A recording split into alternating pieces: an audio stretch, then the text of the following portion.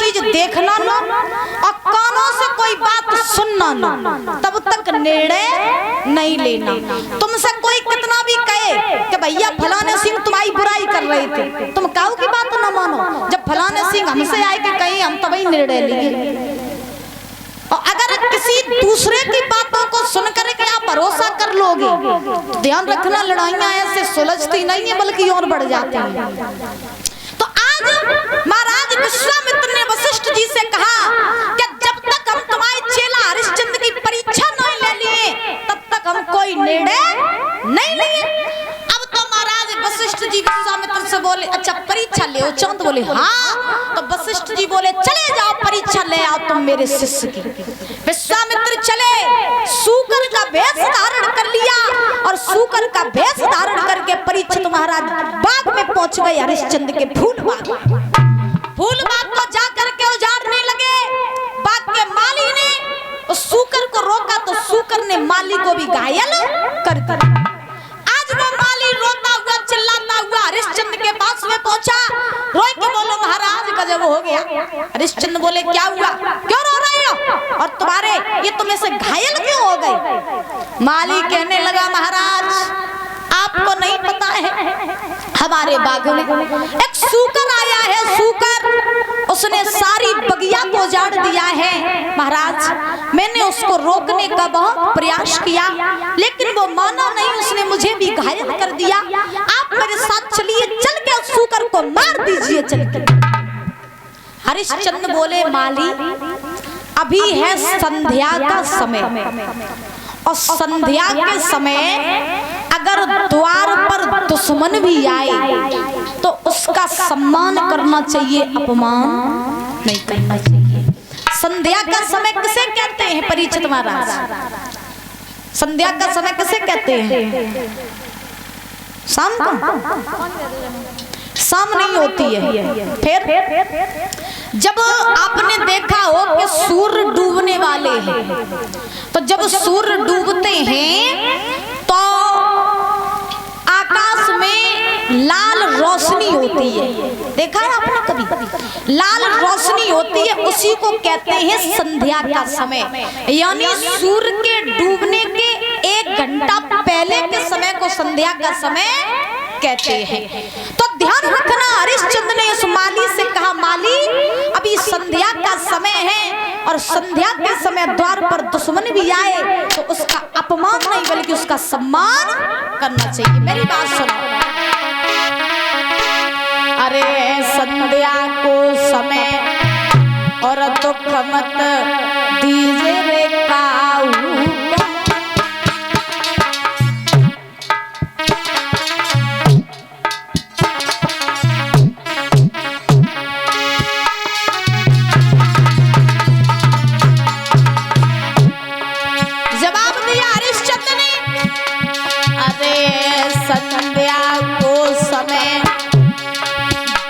मत दीजिए काऊ को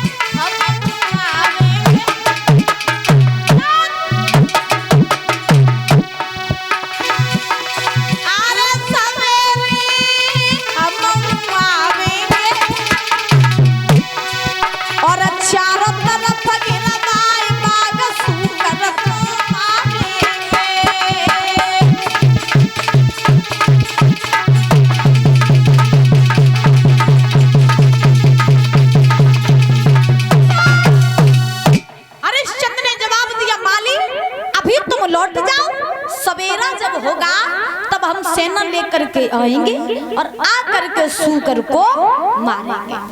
माली लौट गया। सवेरा जब हुआ तो सवेरा होने के बाद में परीक्षित महाराज, सवेरा होने के बाद में हरिश्चंद्र ने मंत्री को बुलाया और जैसे ही महाराज मंत्री को बुलाई, आवाज लगाई, मंत्री मंत्री। जब मंत्री पानी पी रहे, मंत्री के चेला बात करो, पहले सम्मान से बोलो। तो तुम मंत्री के चेला हो? यस। ये मंत्री पढ़ो लिखो लग रहा। नो। अरे इतना ही सिंपल। Very good. अरे मंत्री थैंक यू। अरे तुमने काफी कुछ सीख लो। गुरुजी ने तो ही सिखाओ। काका सिखाओ। यस नो वेरी गुड, ज्यादा करो थैंक यू। बस और कुछ नहीं सिखाओ। अच्छा मंत्री, पहले सम्मान से बोलना सीखो। अरे बाप रे, अच्छा तो से सम्मान से बोले। हाँ का सम्मान बोले बताओ। जब बताओ। हाँ परीक्षित जी, 2 रुपए का पाले आता है, पीछे लिखा जी, पाले जी लिखा, मंत्री जी बोलो। अरे मंत्री जी। हाँ। अच्छा मंत्री जी बोलो जी। जा कह रहे जी। सम्मान से बोलो, सम्मान ले लियो। अच्छा अच्छा, हाँ हाँ समझ रहे, तो वही फीलिंग। अच्छा मंत्री जी बोलो। अरे बोलो जी। अबे कहा तू। अच्छा अच्छा सुनो सुनो, हम आपसे ये कहना चाहते हैं यस। कृपया करके आप एक घोड़े को तैयार कीजिए। महाराज हाँ कैसा घोड़ा चाहिए? ऐसा घोड़ा चाहिए जो हमें पहुंचा दे बाग तक, जल्दी से जल्दी पहुंचा दे, क्योंकि बाग में एक सूकर आया है, सूकर को मारने के लिए जाना है। महाराज हाँ हमारे पास 2 घोड़े हैं। 2? यस। अच्छा उनके प्रकार हैं अलग अलग? एक सफेद घोड़ा, एक लाल घोड़ा। वो विरत हो गया है, इस वजह से ये घोड़ा ले चले। लेकिन हल्को है जो। कोई बात नहीं, तुम जाइए चलो। आज महाराज ध्यान रखना, इधर हुआ ऐसा कि हरिश्चंद्र ने मंत्री से कहा, मंत्री घोड़ा तैयार करो, हमें बाग के लिए जाना है। और हरिश्चंद्र बोले हैं उस मंत्री से, सुना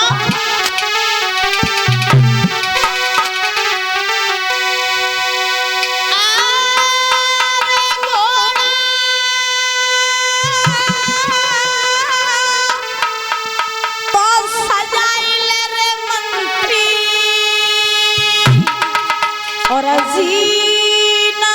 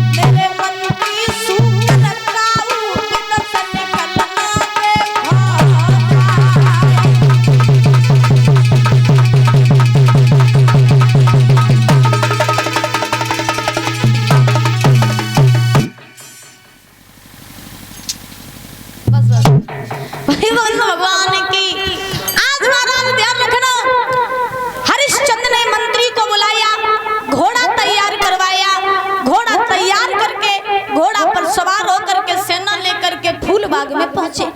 बाग को चारों तरफ से घेरवा लिया और घेरवाने के बाद में सेना से हरिश्चंद्र ने कहा कि सेना, आज ये सूकर बच के ना जाने पाए, और अगर सूकर बच के चला गया तो मुझसे बुरा फिर कोई नहीं होगा।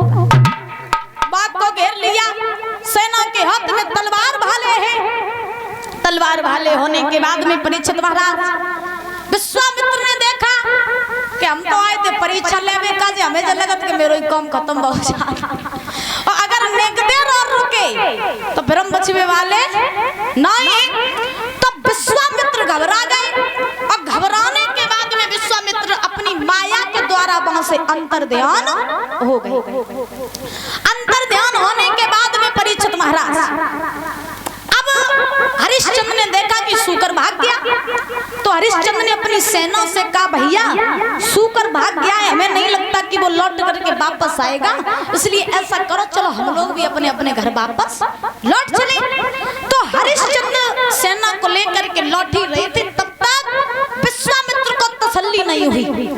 विश्वामित्र ने एक संत का वेश धारण कर लिया, और जिस रास्ते पे हरिश्चंद्र जा रहे थे उसी रास्ते से विश्वामित्र चलने लगे।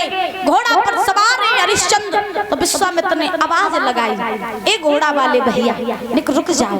और कहा बोले विश्वामित्र, क्या घोड़ा वाले कोई निकल के जाइयो, घोड़ा वाले कोई निकल रुक जाइयो, घोड़ा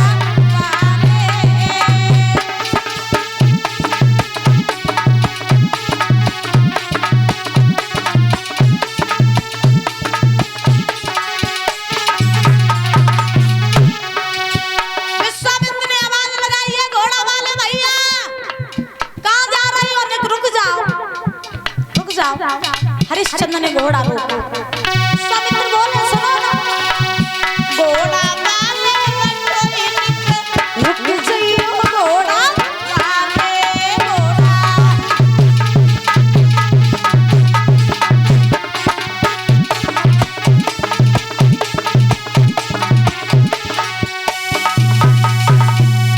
आज ज्यादा ध्यान रखना, हरिश्चंद्र ने घोड़ा रोका, घोड़ा से नीचे करके आए, विश्वामित्र के चरण स्पर्श किए, और चरण स्पर्श करके हरिश्चंद्र बोले, कहिए महात्मन, आपने हमें क्यों रोका, क्यों रोका आपने मुझे?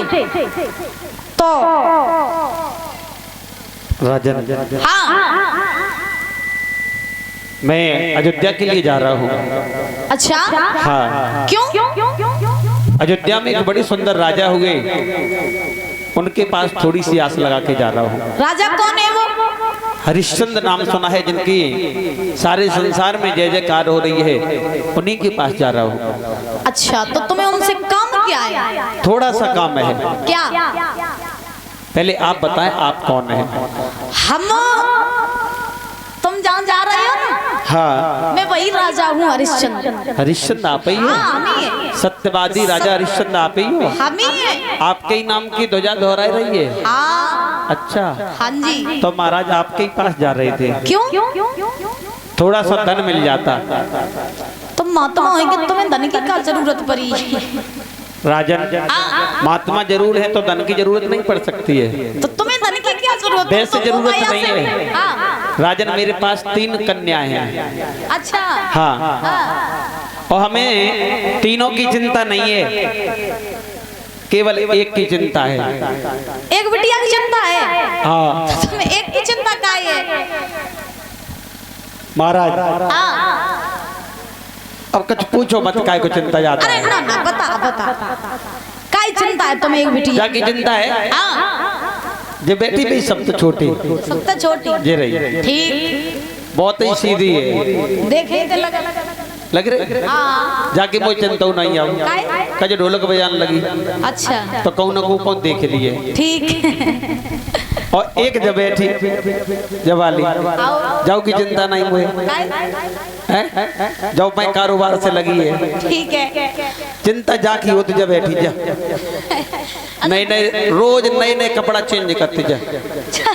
हाँ, तो चिंता काय बात की? चिंता जब तक ये शाम को खाना खाए के बाद हाँ और जैसे ही चारपाई पकड़िए अच्छा चदरा मुंह दे के और सारी रात कान पे फोन लगाए गुनो न गुनो न गुनो न गुनो न गुनो न गुनो न पूरी रात बात करते जाए। अरे बाप रे गंभीर समस्या है। हाँ तो चिंता जा की है केवल मुझे तो अच्छा तो धन चाहिए केवल धन मिल जाए जाके हाथ पीरे करते बस चिंता माई दूध माता कूटा तो नहीं हो तो कतई नहीं।